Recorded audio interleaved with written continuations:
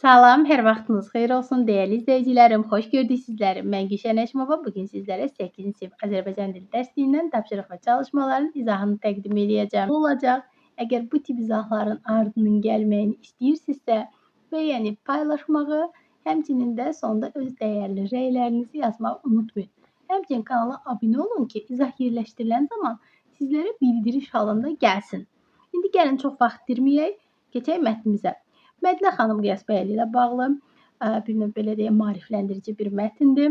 Hətta Mədinə xanım Qiyasbəyli özü də maarifçi qadındır. Başlayaq birinci tapşırıqdan. Orfoepiya ilə bağlı və orfoqrafiya ilə bağlı tapşırıqlarımız var. Deyir ki, mətndəki sözlərin hansı yazılış forması düzgün verilib. Aha, baxın, biz bu mətnə baxmadan da fikir verirsiniz burada. Cəmaət yox, cəmaət şəklində yazılmalıdır. Ailə yox, ailə yazılmalıdır. Yazılışdan söhbət gedir. Çünki bizə deyir ki, yazılış forması. Marif yox, marif. Müraciət yox, müraciət. Yəni bunların düzgün yazılışı mənim işarələdiyim kimidir. Sonra keçirəm bu bir üslubumuza. Bu orfoqrafiya ilə bağlıdır. Deyir bitişik yoxsa ayrı. Möhtəzədəki sözlər bitişik, defisdə yoxsa ayrı yazılmalıdır. Mətni oxumayacağam. Çox vaxt itirmək istəmirəm. Siz özünüz mətni qəşəng oxuyarsınız. Mən sizə həmin sözləri göstərim. Baxın, maarifpərvər. Maarifpərvər bitişik yazılacaq. Niyə? Çünki pərvər şəkilçidir. Özdə leksik şəkilçidir. Yadınızda saxlayın. Sözün kökü maarif, pərvər isə leksik şəkilçi. Deməli, bu bitişik yazıldı. Sonra görə başqa varmı? Baxıram. Bir dənə buradadır. Başqa görüm, burada mətnimizin ardı yoxdur. Yoxdur. Qoy görək, burada bəlkə var. Hə, var. Deməli, baxın, təbiət şünaslıq. Təbiət şünaslıq da yenə də şünaslıq şəkilçidir, leksik şəkilçidir bu da. Şünas deyə bir şəkilçimiz var. Şünas ayrı, lıq ayrı. 2 dənə leksik şəkilçi var burada. Təbiət də sözün kökü. Yəni, bu da bitişik yazılacaq, çünki şəkilçidir. Keçdik indi bura. Bir mətnə əsasən demək olar. İndi gəlin baxaq görək mətnə əsasən biz nə deyə biləcəyik. Başladıq birincidən. Deyir, insan çətin vəziyyətdən çıxış yolu tapmalıdır. Bəli, həqiqətən də Mədinə xanım görürsünüz, ona dəst keçirməkcə maariflənmək istəyən həmin dövrdə adamlar çox az idi. Mədinə xanım buna baxmayaraq öz qohumlarını ətrafına yığdı və birinci elə başladı. Ona görə biri götürürük. Bilik böyük sərvətdir, düzdür. Böyük sərvətdir, amma mətnlə əlaqəsi yoxdur axı bunun. Yəni, burada hələ bilik tam oturuşmayıb, sərvət halını almayıb. İnsanlar bunu sərvət kimi görmürdülər o vaxtda. Biz görürük mətnimizdən də bunu rahatlıqla. Sonra təhsilin inkişafında qadınların da rolu olmuşdu. Bəli, elə Mədinə xanımın özünün rolu olub. İstək olarsa niyyətini həyata keçirə bilərsən. Bəli, Mədinə xanımda böyük istək var idi və niyyətini həyata keçirdi, məktəb açdı. Hər kəs bacardığını etsə, inkişaf da olar. Bəli, Mədinə xanım bacardığını etdi və inkişaf da oldu. Deməli, 1, 3, 4, 5. Yəni, C variantı. Keçdik bu bir tapşırığa. Birinci parçasının nəticə hissəsi. Bax, mətnin birinci parçası haradır? Bax, bu ulduza kimidir. Görürsünüz? Bax, bu ulduz. 2 hissədən ibarətdir. Mətn, qoy biraz uzaqlaşdırım. Bax, 2 hissədən ibarətdir. Birinci parça buradır, ikinci parça buradır. İndi bizə deyir, mətnin birinci parçasının nəticə hissəsinə aiddir. Nəticə hissəsi burada da sonuncu abzasımız. Burada da deyir ki, cəmaət qızlarını Mədinə xanımın məktəbinə verməyə cəsarət etmirdi. Buna görə gənc Mədinə işə yaxın qohumlarının uşaqlarından başlayır. Əlbəttə ki, uğur qazanır. Yavaş-yavaş uşaqların sayı 30-a çatır. Bax, nəticəmiz buydu. İndi gəlin qaydaq bura.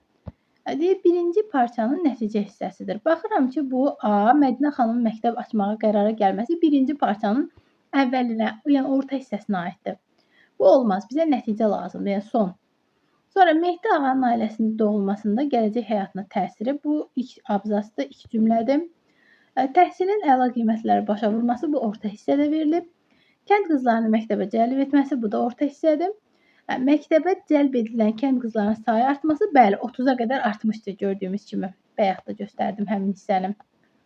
Məhz həmin hissə aiddir. Keçək indi bura. Mətnin ikinci abzasında, ikinci hissəsində daha doğrusu, abzasların ardıcıllığını bərpa edin. Gəlin keçək ikinci hissəyə. Aha, bax buradadır. Abzas var və özü nömrələri onsuz da. Deməli, birinci biz bura fikir verməliyik ki, bundan sonra nə gəlməlidir? Deyir 30-a çatır. 30-a çatır, yəni burada məktəb və ya kənddən danışır, uşaqların məktəbdəki sayından danışır daha doğrusu.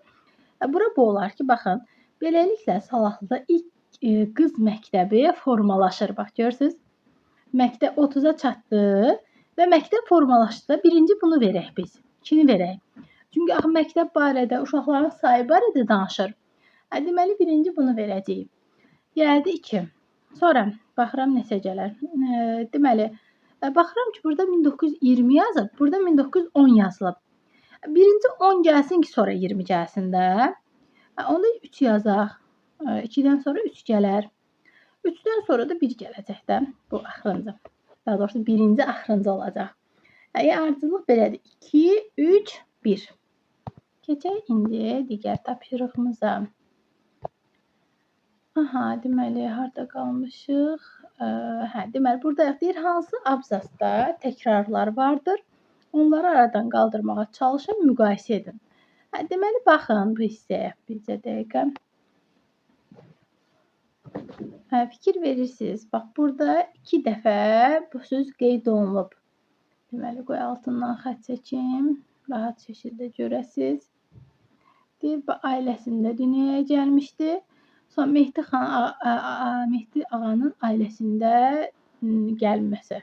Yəni, dünyaya gəlməsini 2 dəfə verib, təkrardır. Bir cümlədə vermişiksə kifayətdir. İkincidə nə əlaqə? Deməli, sözümüz nədir? Dünyaya gəlmişdir.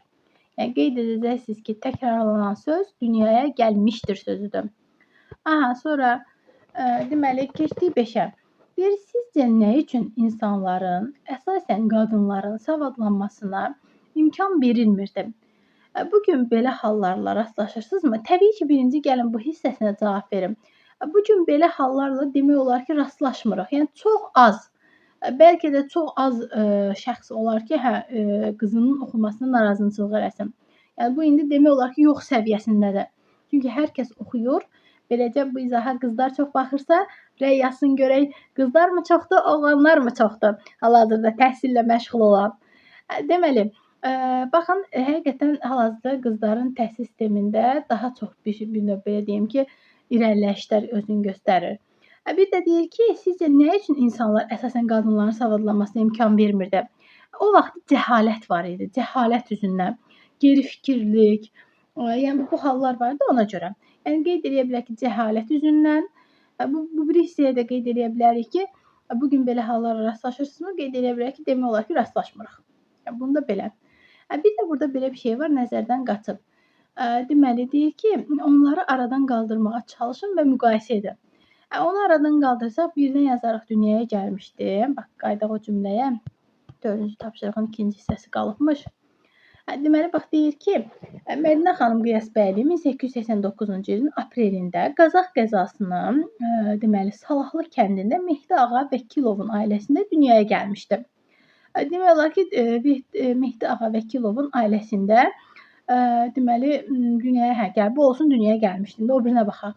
Mədinə xanım Qiyasbəylinin bir nəsildə, deməli, Qiyasbəylinin maarifpərvər bir nəsildə elmə, biliyə dəyər verən Mehdi ağanın dünyaya gəlməsi onun gələcək həyatında mühüm rol oynamışdı. Elə bu cümləni bir cümlə kimi verə bilərdik ki, Mədinə xanım deməli, elmə, biliyə dəyər verən Mehdi ağanın ailəsində dünyaya göz açmışdım. Görürsünüz, bir cümlə elədim. Ya da 2 dəfə dünyaya gəlir, eləmədim. Keçdik indi 6-ya, 5-i izah elədim. Deyir, Mədinə xanımın savad kursları açmağa nə vadar edir? Təbii ki, öz millətinin qadınlarının savadlı olmasını istəyirdi. Deməli, burada yazacağıq ki, öz millətinin qadınlarının savadlı olmasını, öz millətinin qadınları savadlı olsun.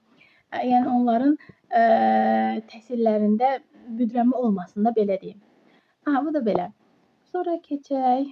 Bura deməli bir daha təkrar edirəm. Bura yazacaqsınız ki, siz öz millətinin qadınlarının savadlı olmasına çalışırdı. Deməli, nəyə çalışırdı? Öz millətinin qadınlarının savadlı olmasına. Sonra keçək 7-yə. Mətnə əsasən cədvəli tamamlayın. Mədinə xanımını xarakterizə eləyən xüsusiyyət, bir də fikri təsdiq edən fakt. Deməli, bu ola bilər, birə yazaraq maarifçi. Yəni, maarifçi idi. Həqiqətən cümlənin, mətnin başında da maarifçi qadın yazıb da, gördüyünüz kimi. Deməli, maarifçi idi. Sonra keçirik indi 2-yə. 2, daha doğrusu, təsdiq edən faktı yazmadıq, məktəb açması. Deməli, buraya yazırıq maarifçi. Mən yazmıram. İndi kimsə durub buraya yazmasın ki, ay müəllim, ekrana yazardınız da. Ekrana yazanda çox səliqəsiz görüntü alınır. Beləcə sizin fikrinizi yayındıracaq. Mən deyirəm, dəfələrlə videonu saxlayın, qeyd eləyin.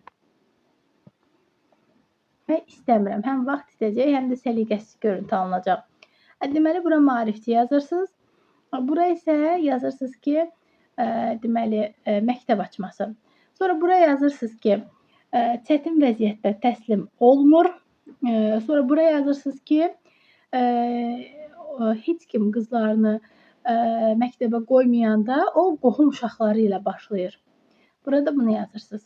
Bir daha təkrar edirəm. Bura maarifçi yazdınız. Bura məktəb açması yazırsınız. Bura yazırsınız ki, çətin vəziyyətdə təslim olmur. Burada yazırsınız ki, heç kim qızlarını qoymayanda təhsil almağa o qohum uşaqları ilə başlayır. Sonra keçək 8-ci tapşırığımıza. 8-də deyir ki, hər üç mətn üçün əsas və ana xətti müəyyənləşdirib sxemi şərh edin. Qori Seminariyası Azərbaycan şöbəsi bundan əvvəlki dərslərimizdir. Yaxşılıq itmir. Bir də bugün keçdiyimiz Mədinə xanım Qiyasbəyli. Hamısı üçün, yəni üçü üçün də ana xətt nədir? Təbii ki, maarifçilik. Qeyd edirik ki, maarifçilik. Keçək 9-a.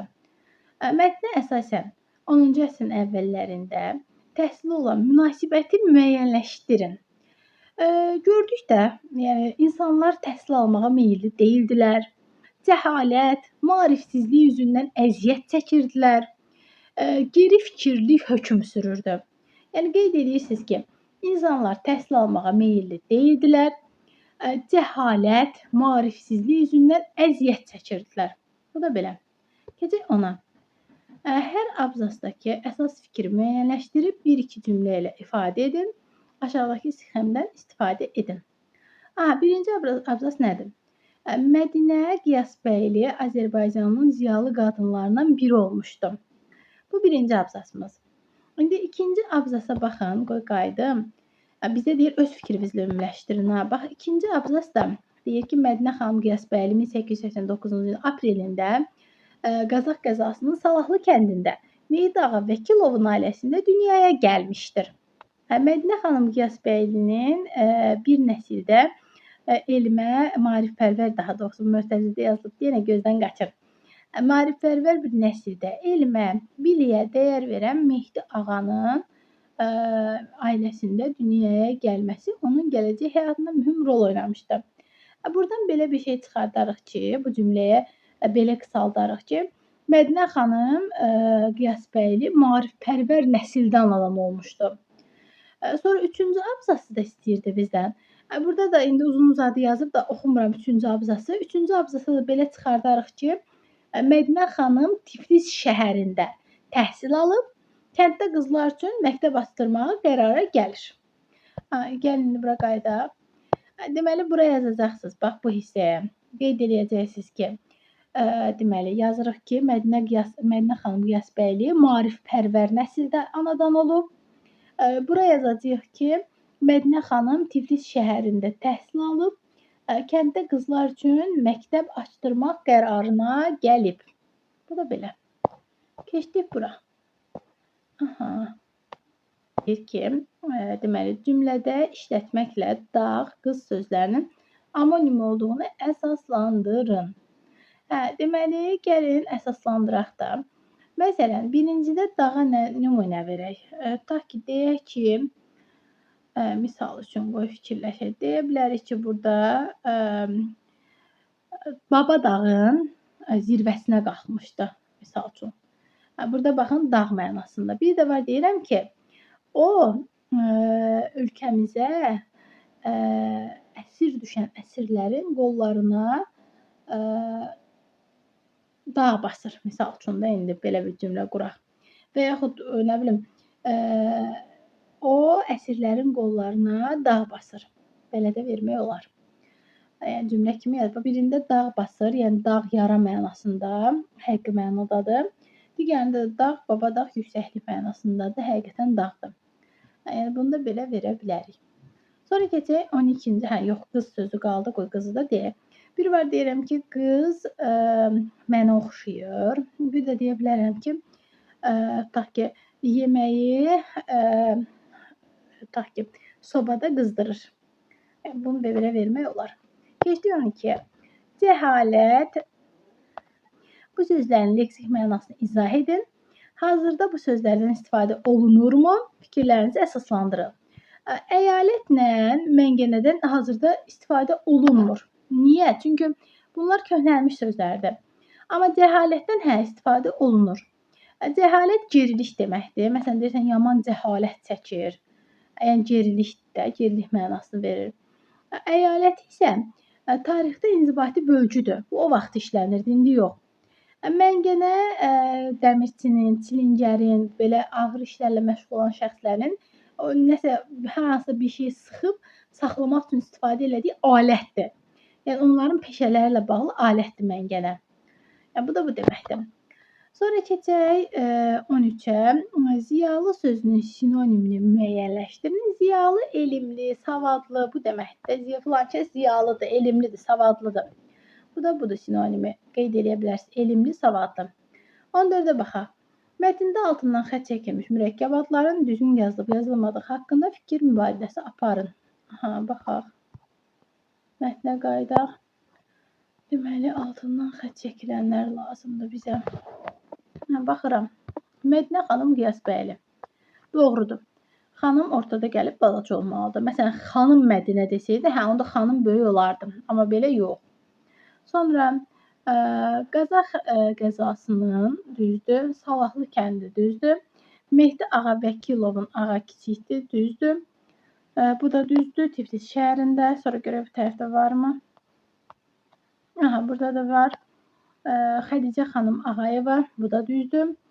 Şəhriyar bəy Qiyasbəyovla. Bu da düzdür. Yəni səhv yoxdur. Qeyd edirik ki, səhv yoxdur.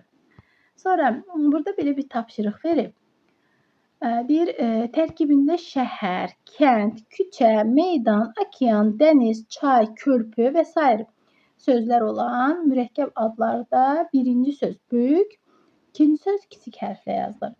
Məsələn, Sakit okean, Xəzər dənizi. Bax, görürsünüz, birinci böyük, ikinci kiçik. Keçək 15-ə. Cümlələrdə yazılışı səhv olan sözləri seçib düzgününü yazın. Və aşağıdakı cədvəldən istifadə edə bilərsiniz.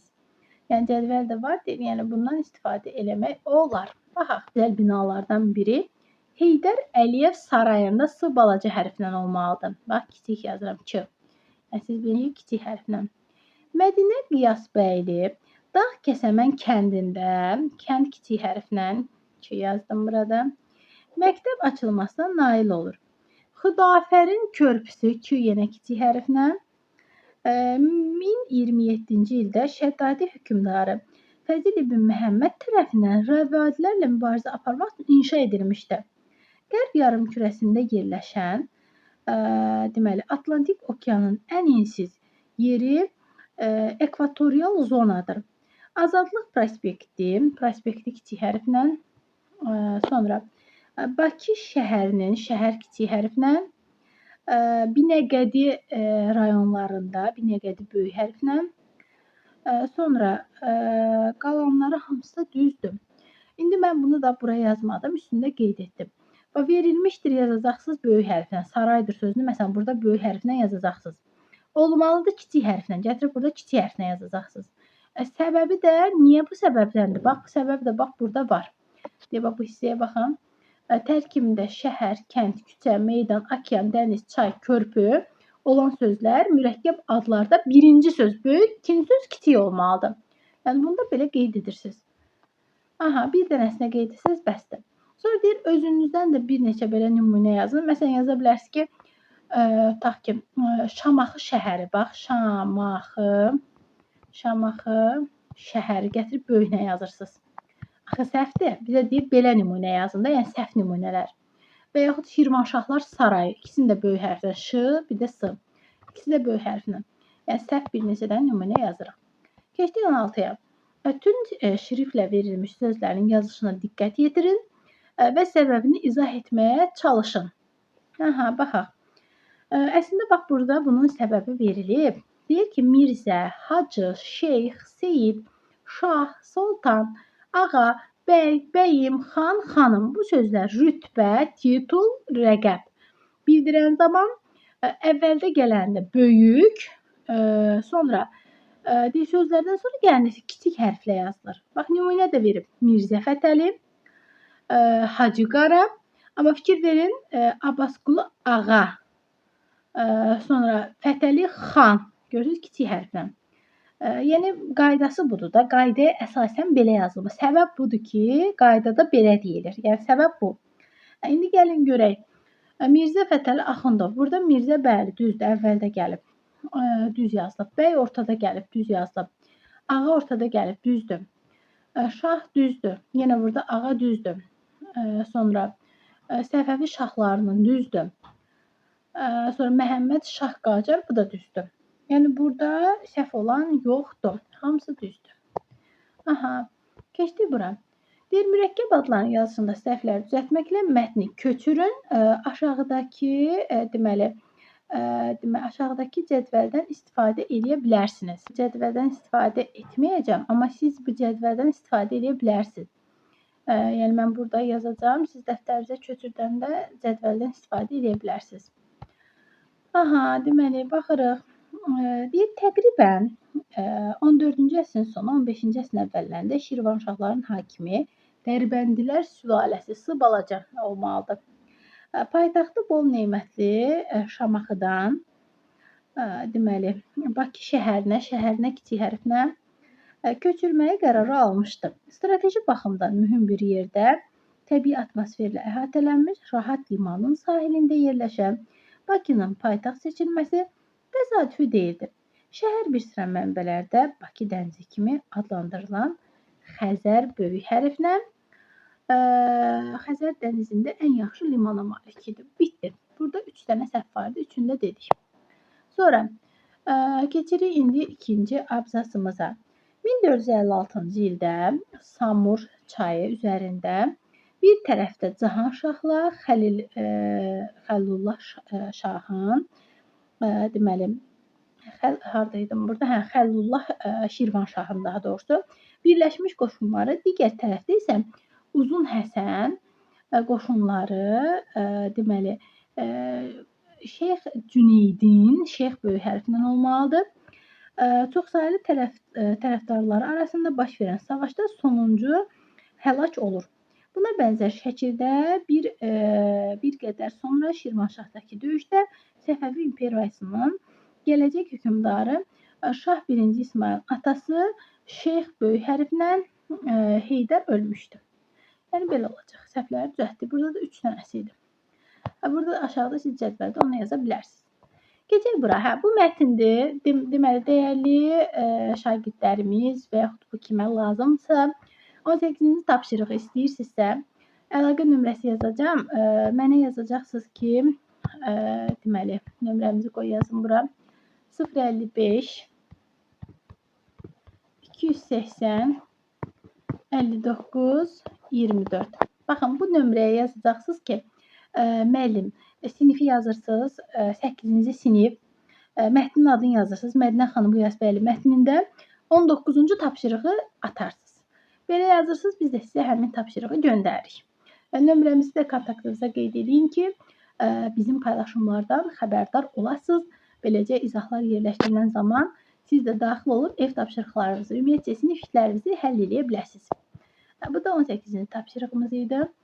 Keçdik indi 19-a. Deyir, maarifçi qadınlarımız mövzusunda nəqli xarakterli mətin yazaraq, deməli, qəzet materialı hazırlayın. Bu, məsələn, A4 kağızında və yaxud batman kağızında etmək olar. Təbii ki, sizin seçiminizdir. Burada verilib ilk növbədə maarifçi qadınların adlarını müəyyənləşdirin. Tutaq ki, mən sizə deyim də, elə Şəfiqə xanım Əfəndizadəni götürüb yaza bilərsiniz və yaxud Sara xanım Vəzirovanı yaza bilərsiniz. Yəni ikisinin adını dedim. Başqa maarifçi qadınlarımız çoxdur. İndi məsələn nümunə kimi verdim. Şəfiqə xanım Əfəndizadə, Sara xanım Vəzirova. Bunlar haqqında ilk növbədə maarifçi qadınların adını yazırsınız. Məsələn, Şəfiqə xanım Əfəndizadə haqqında yazmaq istəyirsiniz, onun adını yazırsınız. Sonra onların biri haqqında ətraflı məlumat toplayırsınız. Topladığınız məlumat içərisində materialların vacib olanlarını seçirsiniz, yəni önəmli yerlərin və seçdiyiniz məlumatları əlaqələndirib mətni tərtib edirsiniz. Yəni hər hansısa bir xanımı götürürsünüz maarifçi qadınlarımızdan. Onlar haqqında hər tərəfli, geniş formada məlumatlarınızı təqdim edirsiniz. Yəni bu da belə. Bu da oldu bizim sonuncu tapşırığımız. Sonra gəlir növbəti mətnimiz. Əgər həmin mətnin də izahını görmək istəyirsinizsə, bəyənin izahı mütləq paylaşın. Həmçinin də bizim ödənişli dərslərimizə də qoşula bilərsiniz. 055 280 59 24. Ödənişli dərslərimizə də qoşulmaq istəyirsinizsə, yenə də bu nömrəyə yazırsınız. Biz sizə ətraflı məlumat veririk. Sağ olun, salamat qalın. Növbəti izahlarda görüşmək ümidi ilə mütləq izahı bəyənin və sonda rəylərinizi yazın.